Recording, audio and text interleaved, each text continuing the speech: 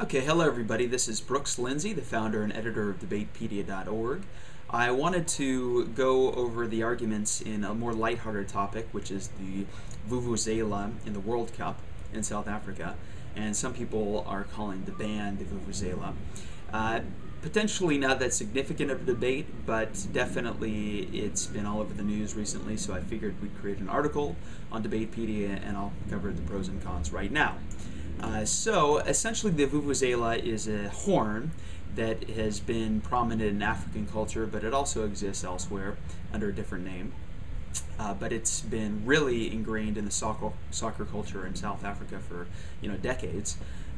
It is a long snout horn that makes individually a sound kind of like an elephant blowing its trunk, but collectively it sounds kind of like a swarm of bees, pretty high-pitched buzz.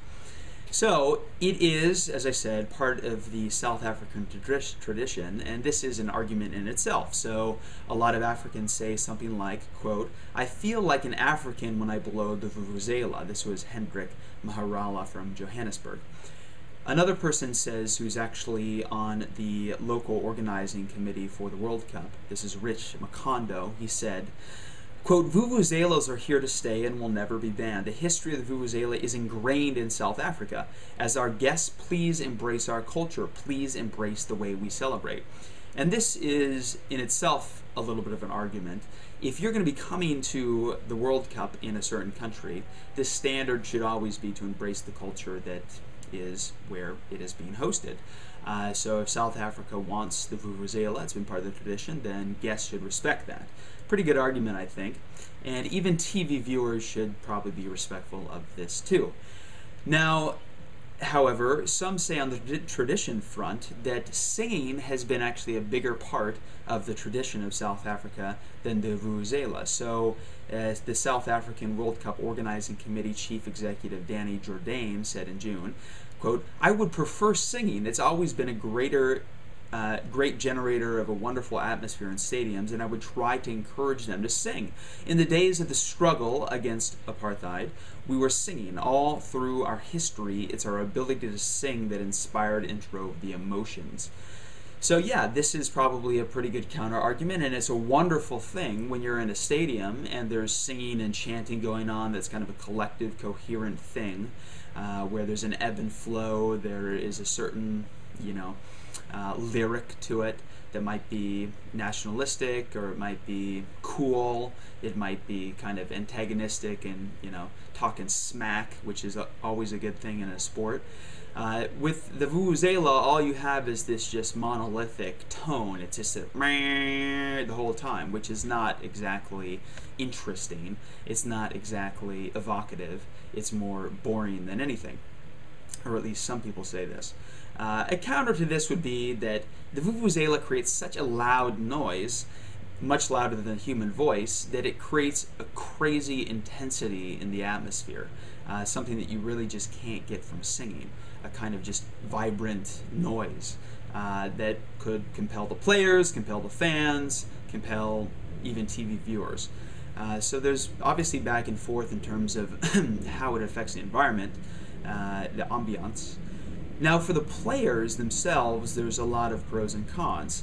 So a lot of players say that the Vuvuzelas impair communication between players. So South Africa's star striker Steven Pioneer, this is a South African, remember, he said, quote, "When we were playing Colombia, we couldn't hear each other because of the Vuvuzela." Vuvuzelas disrupt concentration of players. So Portugal's Cristiano Ronaldo said this much, that it just disturbed his own concentration in one of the World Cup games.